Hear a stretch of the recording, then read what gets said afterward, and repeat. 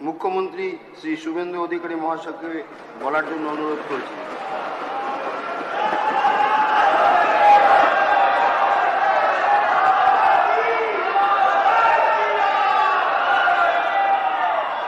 ধন্যবাদ অধ্যক্ষ মহোদয়।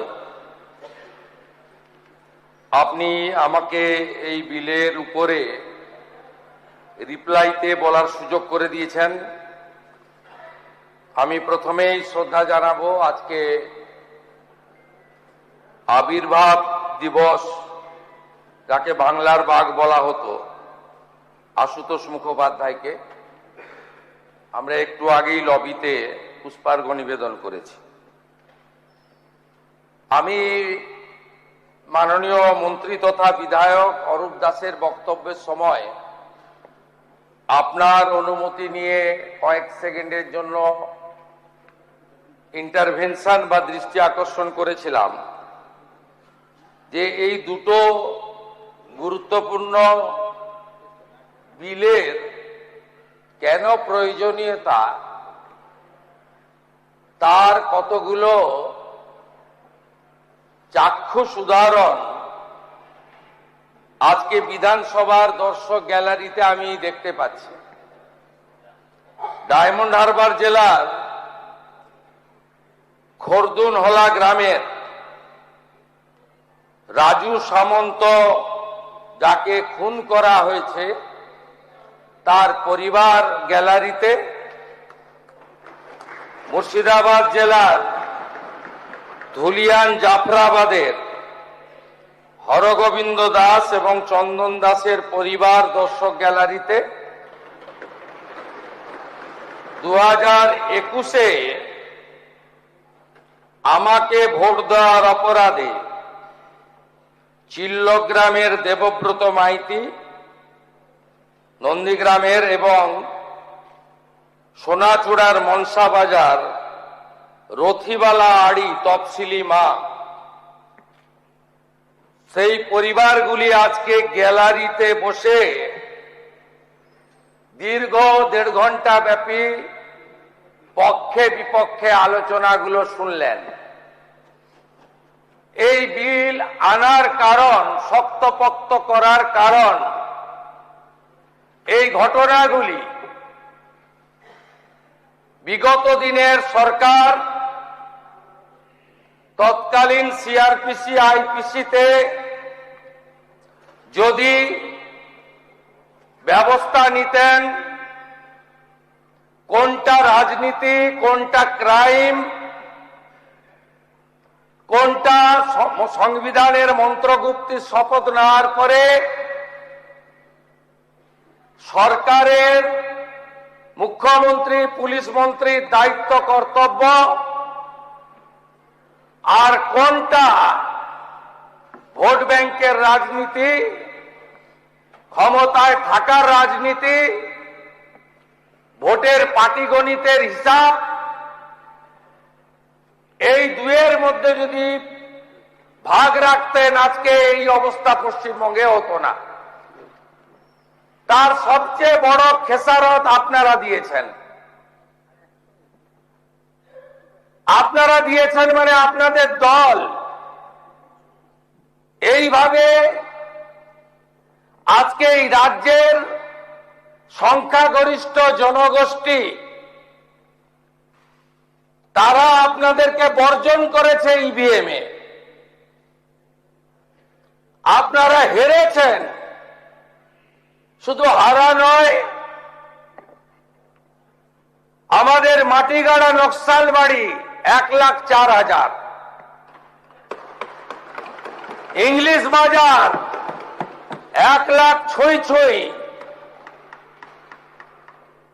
ডাবগ্রাম ফুলবাড়ি 1,00,000-এর কাছাকাছি।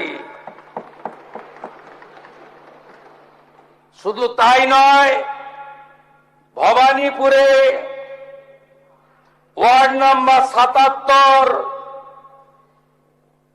আপনাদের বিশেষ ভোটার অধ্যুষিত ওয়ার্ড, একটা ওয়ার্ডে মাইনাস করলেন 19,000।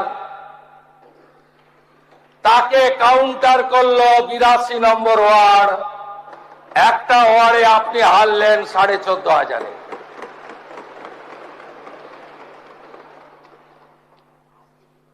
এর জন্য তো আপনারা খেসারত দিয়ে আজকে অপোজিশনে, তাও আমার শক্তপোক্ত অপোজিশন নয়। কেউ বেরোচ্ছেন, কেউ জামা ধরে টানছেন, কেউ বলছেন আমি তৃণমূল।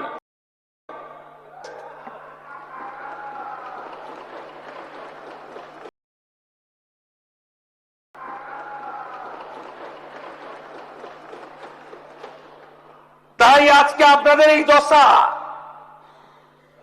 পশ্চিমবঙ্গ জননিরাপত্তা ও সমাজবিরোধী কার্যকলাপ নিয়ন্ত্রণ বিল 2026, পশ্চিমবঙ্গ জনশৃঙ্খলা রক্ষা সংশোধনী বিল 2026, এই বিলের প্রয়োগ ইতিমধ্যে বিভিন্ন রাজ্য করেছে ভিন্ন ভিন্ন নামে। Mumbai police act 1951, Delhi police act 1978, Uttar Pradesh control of goonda act 1970, Kerala anti social activities prevention act 2007, Karnataka police act 1963, Madhya Pradesh রাজ্য সুরক্ষা অধিনিয়ম 1990, Jharkhand control of crimes act 2002। Supreme কোর্টে চ্যালেঞ্জ হয়েছিল। Example reference Hari Khemu Gawali versus deputy commissioner of police 1956, NB Khare versus state of Delhi, Gurbachan Singh versus state of Mumbai and another, ভাগুভাই ধুলাভাই Bhandari versus district magistrate থানে। সর্বোচ্চ আদালতের findings, direction, observation আছে। Prevention detention, এখানে এত অবজারভেশন আছে। Prevention detention, এখানে এত বিচলিত হচ্ছেন কেন? আমি তো প্রথম দিনও বলেছি, আজও বলছি যে সব দলের মধ্যে কিছু ভদ্রলোক আছে যারা সিনিয়র লেজিসলেচার, যারা বেশ কয়েক দশক ধরে রাজনীতি দেখেছেন। এই রাজনীতিকে দুর্বৃত্তায়ন কখনো কেউ দেখেছেন? I started my journey as a student leader 1988. I elected as a councillor 1995. I elected as a first time MLA 2006. আমরা এই অধঃপতন আমরা দেখিনি। পলিটিক্সে ক্রিমিনালদের আমদানি হলো সিপিএম এর হাত দিয়ে। 1999 আগে এগুলো ছিল না।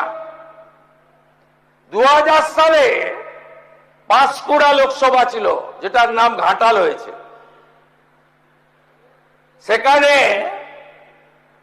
গুরুদাস দাশগুপ্ত হেরে গেলেন বিক্রম সরকারের কাছে।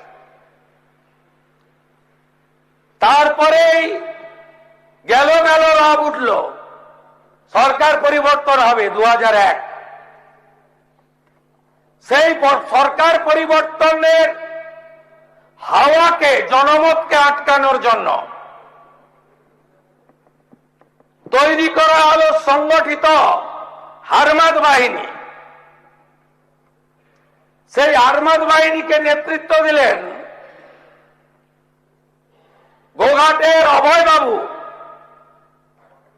আরামবাগের মোজাম্মেল বাবু,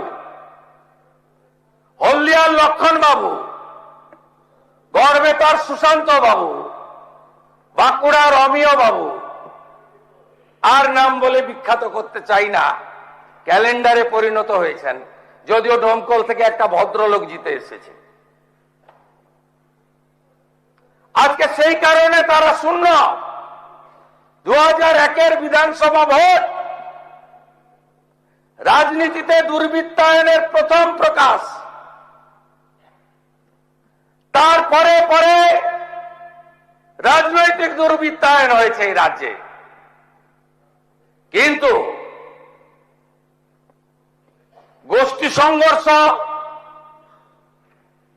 ধর্মীয় উৎসবে হামলা, সাম্প্রদায়িক উস্কানি, ভুল বুঝিয়ে একটি সম্প্রদায়কে রাস্তায় নামিয়ে আমি তোমাদেরই লোক এইটা প্রমাণ করতে গিয়ে এই রাজ্যে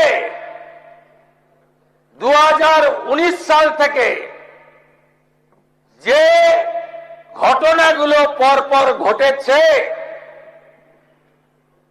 যার খেসারত এই রাজ্যের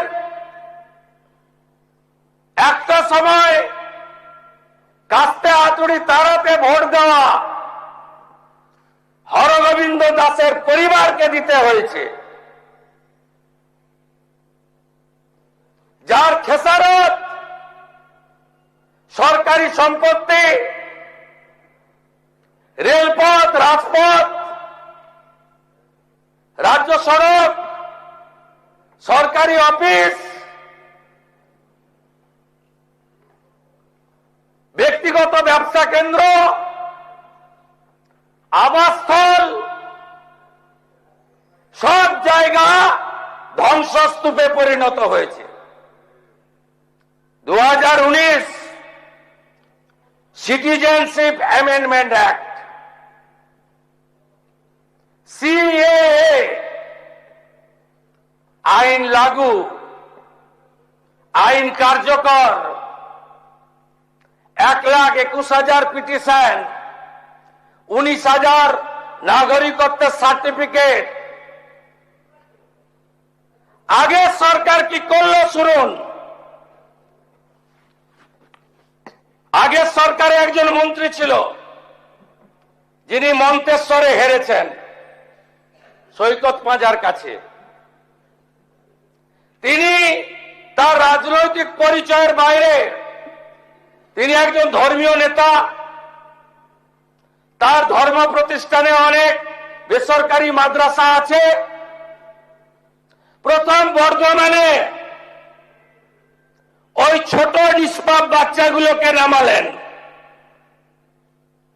ধর্মীয় পোশাক পরিয়ে, বলেন এ তো সিএ নয়, এটা এনআরসি, নাগরিকত্ব কেড়ে নেওয়া হবে। এইটা দেখার পরে তৎকালীন মুখ্যমন্ত্রী তিনি বললেন কে কে ছি ছি। তিনি প্রথম মিছিল করলেন। ওটা ভারতে কোথাও অশান্তি হয়নি, সিটির মোড় থেকে শ্যামবাজার 5 মাথার মোড়। একটু আগেই প্রসূনবাবু বলছিলেন চাঁচলের শামসি রেল লাইন উপড়ে দিয়েছিল। রেলে কি শুধু হিন্দু চড়ে, মুসলমান চড়ে না? ওই লাইনগুলো তো গনি খান চৌধুরী পেতে দিয়ে গেছিলেন। শামসির রেল লাইন উপড়ালেন। ভরত ঝাওয়ার বসে আছে বেলডাঙ্গা, তখন চেয়ারম্যান বেলডাঙ্গার স্টেশন জ্বলল, 500 হকারের দোকান পুড়ল। ঔরঙ্গাবাদে কালী মন্দির, নিমতিতাতে লাইন দিয়ে 68টা দোকান লুট পোড়ানো, রেজিনগরের স্টেশনে আগুন, নবান্ন থেকে একটু দূরে সাঁতরাগাছিতে 37টা বাস পড়ল, 22টা সরকারি বাস। আমি পরিবহন মন্ত্রী, মন্ত্রগুপ্তির শপথ ছিল বলবো না, ফোন করলাম, সরকারি বাস জ্বলছে, বলছে না কিছু করা যাবে না। আমি পুলিশকে বলেছি ওদের সঙ্গে কথা বলতে, যাতে রাস্তাটা পরিষ্কার হয়।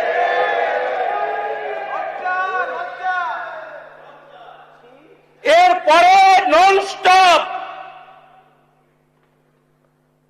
নুপুর শর্মার বিতর্কিত মন্তব্য, তার বিরুদ্ধে ব্যবস্থা নিল রাজনৈতিক দল। গোটা হাওড়া জেলা অবরুদ্ধ করলেন 36 ঘন্টা। প্রসূতি মা ধুলাগড় টোল প্লাজার পাশে একজনের বাড়িতে কাপড় ঘিরে প্রসূতি মার সেবা দিল গ্রামের লোক। 36 ঘন্টা জাতীয় সড়ক বন্ধ। উলবেড়িয়ার মনসাতলা বিজেপির 3তলা পার্টি অফিস দাউ দাউ করে জ্বালালেন। বেতুয়া ডহারি, নাকাশিপাড়া সব রেল লাইন ভেঙে পুড়িয়ে দিলেন। শক্তিপুর, বহরমপুর কি করেননি বলুন। করমন্ডল এক্সপ্রেস রুগী ভর্তি, রুগীর পেশেন্ট পার্টি ভর্তি, উলবেড়িয়াতে দাঁড় করিয়ে এত বড় বড় পাথর। আর কত লম্বা ইতিহাস বলবো। এই 1.5 বছরের ইতিহাস শুনবেন নাকি? 24 সালের পরে ওয়াকফ অ্যামেন্ডমেন্ট বিল, এখানে যিনি দাঁড় বসতেন, দুবার হেরেছে আমার কাছে।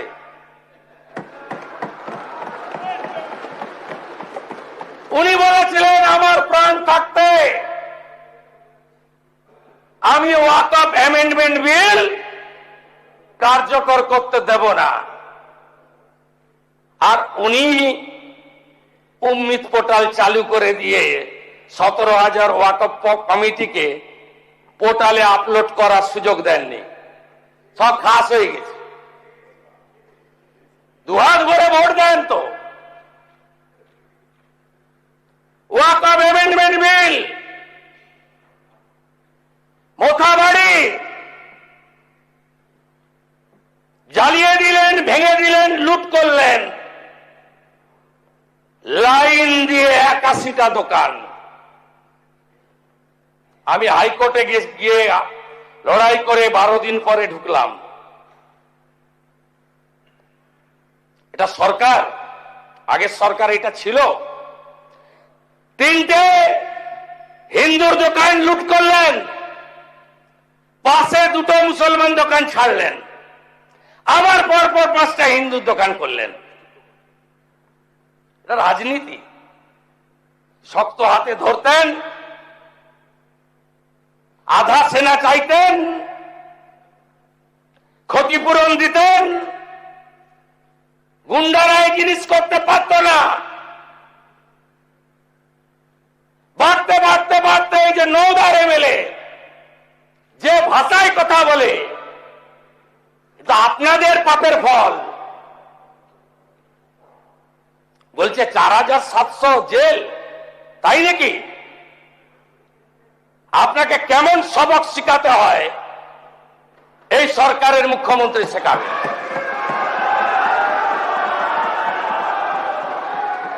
আচরণ ভদ্র করুন, ভাষা সংযত করুন।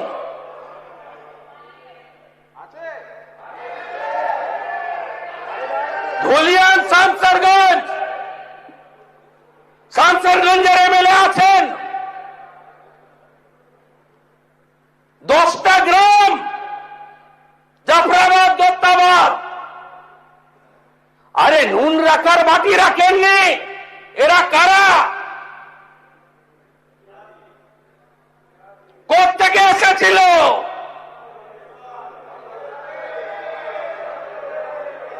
কি করেছেন? জঙ্গিপুরে সুতিতে গেছেন মুখ্যমন্ত্রী, একটা পুলিশে কাজ করে বেলডাঙ্গা থানায়, তাকে দিয়ে কিছু লোককে ডাকিয়ে এনেছেন, 2 লাখ টাকার ক্ষতিপূরণ দিয়েছেন। আরে এক একটা বাড়িতে 40 লাখ 50 লক্ষ টাকার ক্ষতি হয়েছে। ধুলিয়ানে বড় বড় দোকান, motorcycle showroom, FL shop, shopping mall, 1.5 কোটি 2 কোটি টাকা করে প্রপার্টি নষ্ট হয়েছে। কি করেছেন আপনারা? আদায় করে দিতে পেরেছেন? একজনও ক্ষতিপূরণ পেয়েছে? কতবার ভুল পথে পরিচালিত করেছেন মুসলিম সম্প্রদায়ের মানুষদের, কতবার ব্যবহার করেছেন রেডিক্যাল শক্তিকে। আপনাদের ফরাক্কার প্রাক্তন এমএলএ ব্যান অর্গানাইজেশন পিএফআই প্যারেডে কেন থাকেন? উত্তর দিতে পারবেন? আপনারা কেন সিভিল লোককে রাজ্যসভায় পাঠান? আপনাদের প্রাক্তন মন্ত্রী মন্তেশ্বরে হারা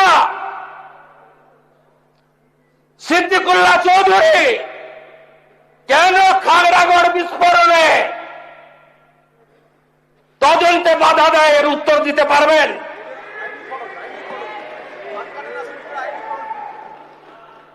আমরা এই আইন এনেছি, কোথায় কোথায় ফাঁক ছিল, অপপ্রয়োগ করব না, নিশ্চিন্ত থাকুন। সমর মুখার্জির বিরুদ্ধে এই আইন প্রয়োগ হবে না, নিশ্চিন্ত থাকুন। ছিল ভদ্রলোকরা,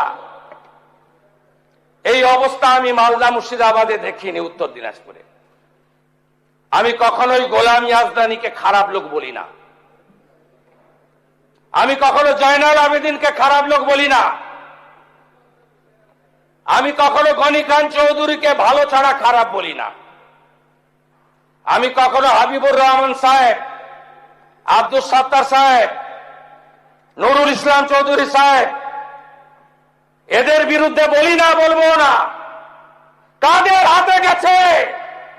কোন শক্তির হাতে আপনারা পাঠিয়ে দিয়েছেন? এই আইন এই জন্যই প্রয়োজন। কেন প্রয়োজন?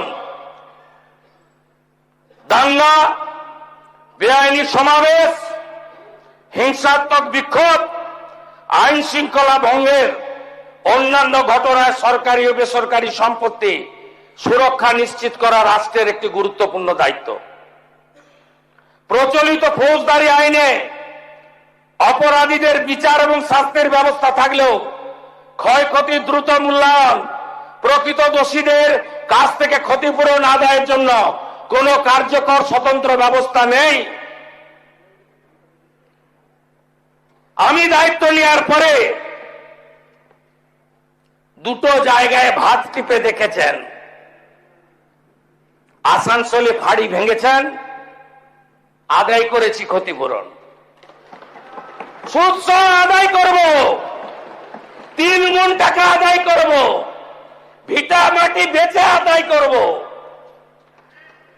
শুধু জেল খাটাবো না, স্থাবর অস্থাবর সব প্রপার্টি অ্যাটাচমেন্ট করব, খুব দ্রুত অকশন করব, আদায় করব। পার্সার কাছে পুলিশকে ঢিল মেরেছিলেন, রক্ত বেরিয়েছে। আপনি কি ভেবেছেন ধুলিয়ানে পুলিশ শাটারের তলায় ঢুকেছিল? ভেবেছেন এই পুলিশ মন্ত্রী সেই রকম? কালীঘাট থানায় পুলিশ টেবিলের নিচে ঢুকেছিল, আপনি ভেবেছেন ওইটা? আমার দায়িত্ব পুলিশ কর্মীদের নিরাপত্তা দেওয়া। সরকারি বেসরকারি যাই ভাঙুন, 1 ইঞ্চি এগোতে দেব না, একদম নিশ্চিন্ত থাকুন। আর আপনারা যারা সাপার ফ্যামিলি গোটা রাজ্যের, শুনে রাখুন, যা হয়ে গেছে অতীত, আর কিছু করতে দেব না। যদি করে এই আইনের কঠিন এবং কঠোর প্রয়োগ হবে। সব সময় ভাবেন ধরে কিছুদিন রাখবে, লম্বা বিচার প্রক্রিয়া শেষ হতে হতে ভোট হয়ে যাবে, উইটনেস মরে যাবে, সব এদিক ওদিক করে দেব। এই তো ছিল এতদিনের প্র্যাকটিস। এই প্র্যাকটিস করতে দেব না। বিচার দেব, সম্পত্তি বাজেয়াপ্ত করে ক্ষতিপূরণ আদায় করব এবং যা যা করার দরকার করব। এই আইনে, আগের আইনে অনেক ফাঁক ফোকর ছিল, বর্তমান আইনে ফাঁক ফোকর রাখা হলো না। এবং এই আইন কেবলমাত্র গুন্ডাদের ক্ষেত্রে প্রযোজ্য। গুন্ডামি বন্ধ করে যারা রাজনীতি, সমাজ, ধর্ম, কর্ম করুন, আপনাদের বিরুদ্ধে প্রয়োগ হবে না। আর সবচেয়ে আতঙ্কের জায়গাটা আপনাদের হয়েছে কোথায় জানেন? প্রিভেন্টিং অ্যারেস্ট, তাই তো? 1 বছর পর্যন্ত, তাই তো? সন্দেশখালি আর না, তাই তো?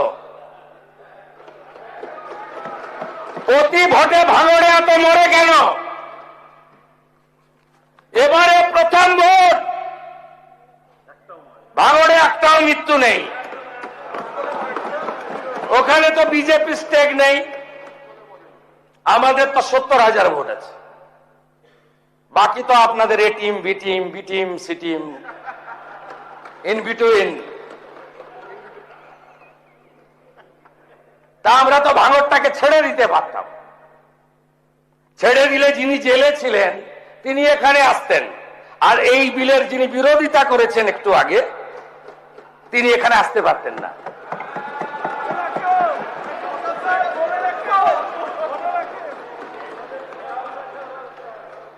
আইনের শাসন প্রতিষ্ঠা এবং যখনই আমরা মনে করি সম্প্রদায়ের মধ্যে বিরোধ তৈরি করা হতে পারে, যেমন নওদার এমএলএ করছে, ওর নির্দিষ্ট এজেন্ডা আছে। বিধানসভা ভোটের আগে করেছেন ধর্মীয় স্থান নিয়ে, এজেন্ডা ছিল 135টা এমএলএ জেতাবেন, মুখ্যমন্ত্রী তৃণমূলের হবে আর উনি উপমুখ্যমন্ত্রী হবেন। অন্য কোথাও খায়নি, নওদা রেজিনগরে খাইয়ে দিয়েছেন। এখনো যেটা শুরু করেছেন, উপনির্বাচনে ছেলেকে 72% মুসলিম অধ্যুষিত রেজিনগর থেকে জেতানোর জন্য করেছেন। এগুলো মনের কথা নয়, আমি জানি। যেভাবে আগের সরকার মুখ্যমন্ত্রীর নেতৃত্বে মুসলিমদের আধুনিক শিক্ষা দেয়নি,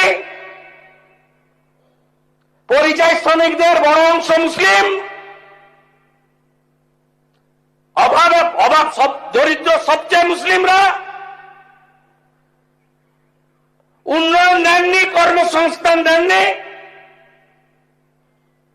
কিন্তু প্রয়োজন মতো রাস্তায় নামিয়েছেন। আপনি বলুন তো বুকে হাত দিয়ে, সিএ আর এনআরসি এক কেন রাস্তায় নামিয়ে দিয়েছিলেন? ফল কি, রেজাল্ট কি? হ্যাঁ, 21টা পার করে নিয়েছেন, 21 ভোট পার করে নিয়েছেন এনআরসি করে। তো ওটা সিএ ছিল, ওটা নাগরিকত্ব দেওয়ার আইন ছিল, কেড়ে নেওয়ার আইন ছিল না। ওয়াকফ অ্যামেন্ডমেন্ট বিল, রানী রাসমণি রোডে মিছিল,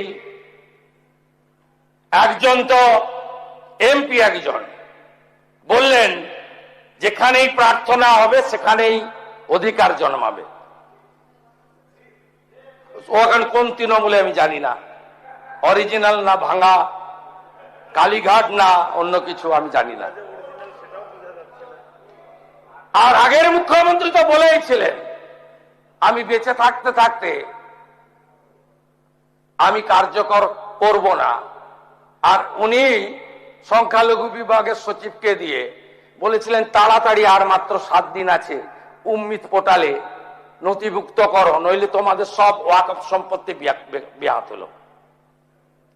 আপনি বলুন সিএ আপনার ওয়াকফ অ্যামেন্ডমেন্ট বিলে যে আগুনগুলো লাগিয়েছিলেন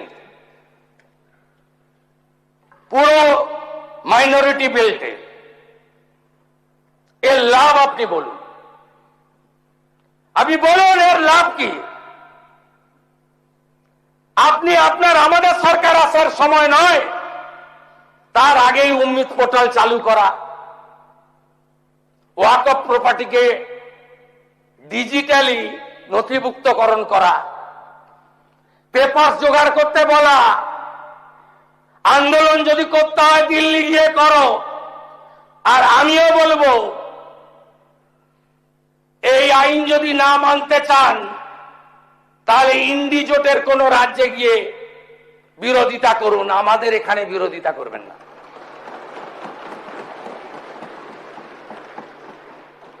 ভুল পথে চালিত করে আজকে এই লোকগুলোর পরিবার ঠাকুর বানাতো। প্রথম গেলেন হরগোবিন্দ দাসের ফ্যামিলিতে কমরেড মোহাম্মদ সেলিম, তার সঙ্গে মীনাক্ষী বোন গেলেন, বললেন, শুনলেন, বলে আমাদেরই তো পরিবার, দাঙ্গা ঠেকানোর জন্য প্রাণ দিয়েছে। তারপরে আমাকে আটকে রাখলেন এলওপিতে, পুলিশের হাত দিয়ে 10 লাখ টাকার চেক পাঠালেন। এই পরিবারগুলো দিন মজুরি না করলে খেতে পায় না। প্রধানমন্ত্রী অন্ন সুরক্ষার চাল আর গম না হলে এদের চলে না। এই পরিবারগুলো আত্মসম্মান বোধ আছে। পুলিশকে বলল যিনি মেরেছেন তিনি চেক পাঠিয়েছেন, নেব না। কম চেক না, 10 লাখ টাকার চেক। তারপরে হাইকোর্ট থেকে পারমিশন নিয়ে আমি গেলাম 14 দিন পরে। বিজেপি 10 লক্ষ 1,000 টাকা করে দুটো চেক আমার হাতে দিল। আমি নিয়ে গেলাম, আমার চেক গ্রহণ করলো, বিজেপির চেক। আমি জিজ্ঞেস করলাম আপনার CPM family? Comrade Mohammad Salim বলছেন, প্রাক্তন সাংসদ, যে দাঙ্গা আটকাতে গেছিল তাই মারা গেছে। আপনার বাড়ির লোকরা কোথায় ছিল? বলে বাড়িতে ঢুকে পশু কাটার তরবারি দিয়ে কুপিয়ে কুপিয়ে মেরেছে। আরে ভোট কাকে দেন? বলে কাস্তে হাতুড়ি তারায়। তাহলে মানলো কেন? বললো আমরা হিন্দু তাই মেরে দিয়েছি।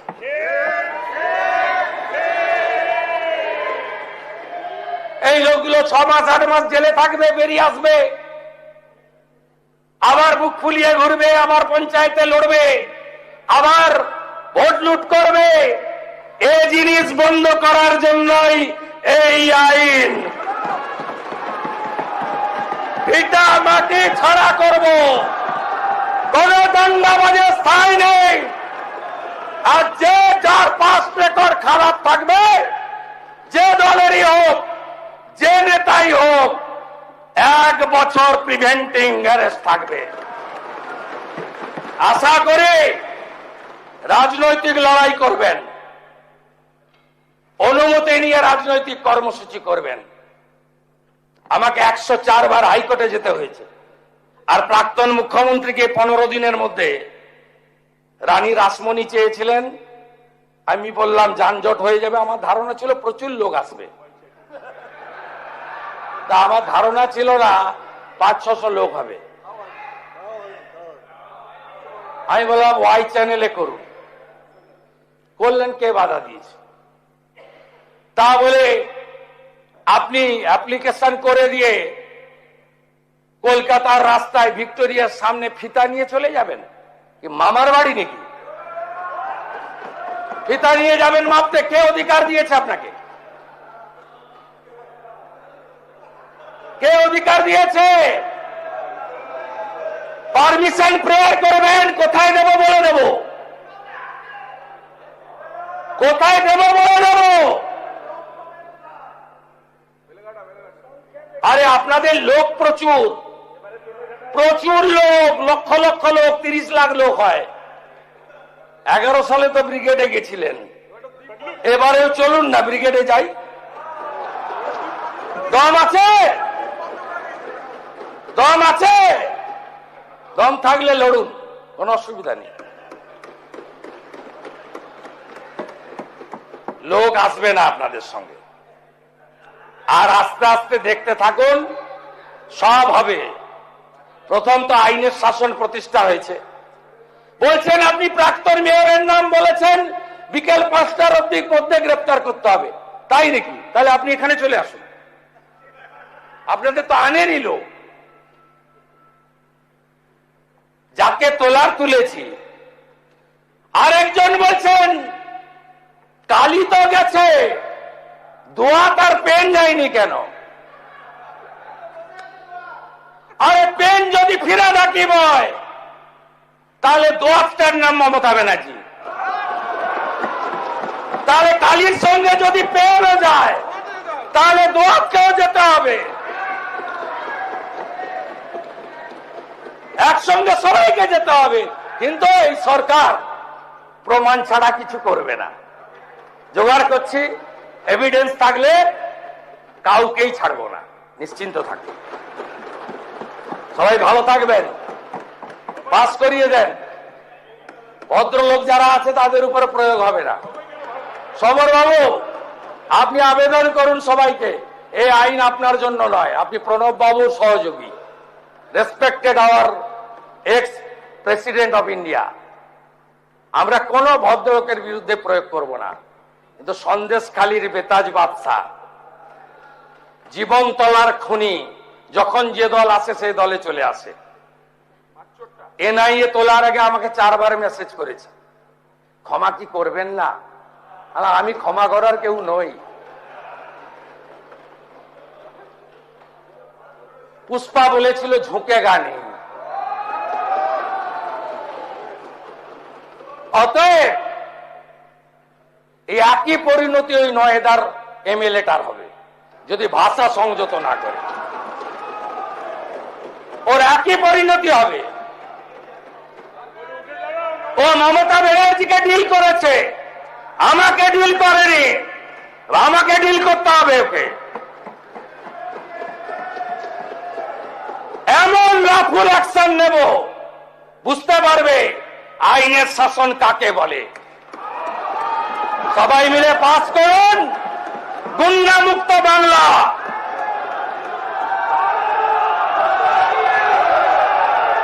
গুন্ডা মুক্ত বাংলা, একটাকে ছাড়া হবে না। বকরিদ করেছেন, অসুবিধা হয়েছে? মহরম করেছেন, অসুবিধা হয়েছে?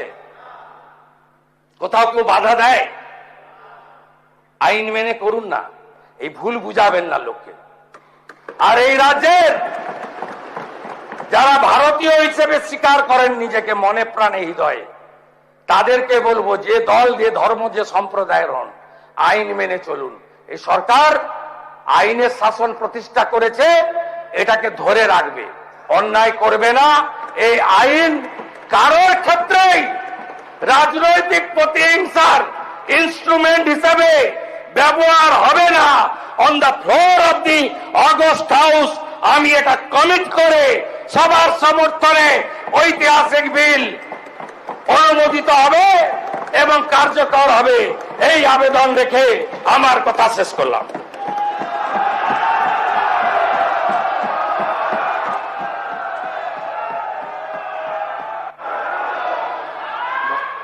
ধন্যবাদ। মাননীয় মুখ্যমন্ত্রী শুভেন্দু অধিকারী মহাশয়, এখন সবার কাছে প্রশ্ন হলো, the West Bengal maintenance of public order amendment bill 2006